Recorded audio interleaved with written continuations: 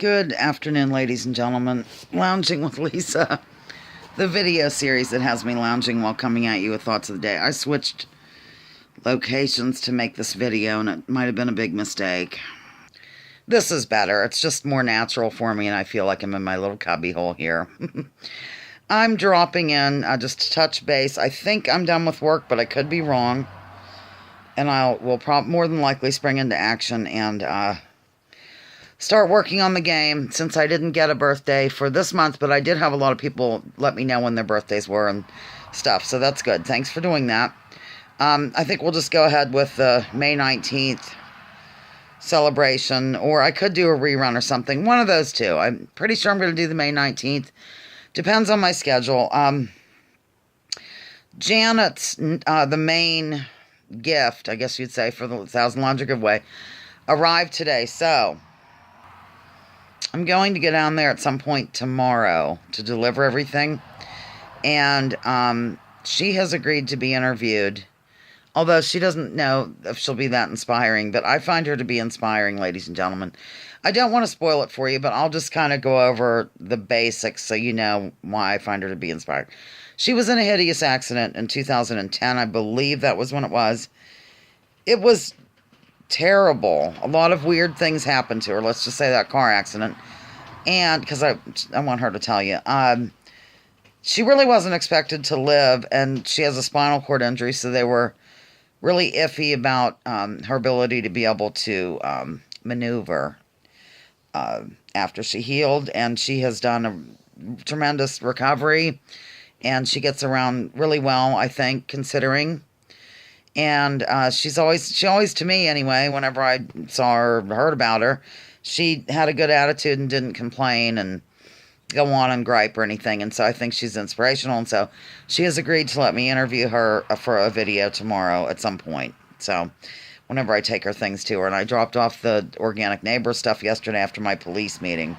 Speaking of the police, speaking of the military, that brings me to, we weren't really speaking of either of those, but this whole situation with marching off to war with Iran and Venezuela, it's just crazy. I hope people realize what lies are coming out of the mainstream media, and of course the I have a little thing there.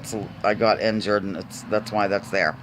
Anyhow, I thought I'd tell you about, how we must, free the people of Iran, or I know I say Iran, it should be Iran, and do all this jazz with Venezuela. It's just a bunch of lies, ladies and gentlemen. There's a formula involved, of course. You take note, the countries that don't have, like, a central bank, or they try to what's it called? They try to nationalize their natural resources, like oil, for example, and rather than having Mobil, or BP, or any of these big things come in to make profits off of them, I'm talking Venezuela currently, they go ahead and handle that themselves, and then the proceeds, so to speak, go to the actual people, you see. Well, we, and I hate to say we, because I don't agree to this, I do not consent, cannot take that, nor can the banks and the Wall Street interests and all that jazz, just like War is a Racket lays out, ladies and gentlemen. It's very clear in that book. I really recommend you get that book, War is a Racket, General Smedley Butler.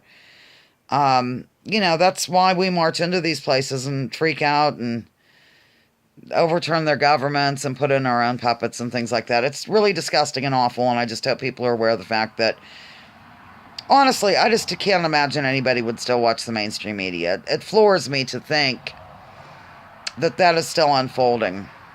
It's really hard to avoid their narrative, too, because it saturates every bit of society. There's I think 90 to 95% of all media is owned by 5 corporations now, not even 6.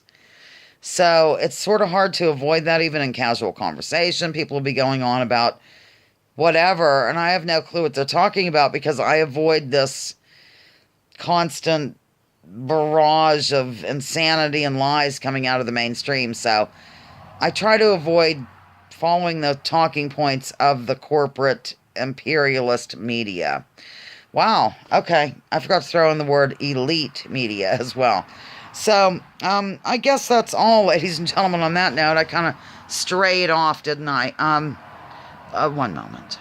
I have two young ladies here, Bernadette and Marie, who are really anxious to go outdoors, and so I think I'm going to go ahead and do that. Sometime what I'm going to do is I will, let me get this straight here, sorry. I am going to set up this little phone on my selfie stick / tripod in the kitchen and show you how, and I'll start filming. And all I do is I lift their collars off the little doorknobs of one of the cabinets, and they come flying out in an excited manner. It's really cute. And as soon as they go outside, they're like back when we had ponies, Joe and Eve. As soon as they would get outdoors, they'd be head down on the grass. That's what they want to do, is eat grass. So Bernie's looking out the window, and Marie's laying here depressed. I just want to make sure I'm done with work before I do any of this. And by the way, Edna is not here either. It's really weird. Edna's my van for new people. My friend Dave Holland up the road, he had an opportunity to make some cash and didn't have a way to get to the job. So he asked if I could take him, and it was my deadline day.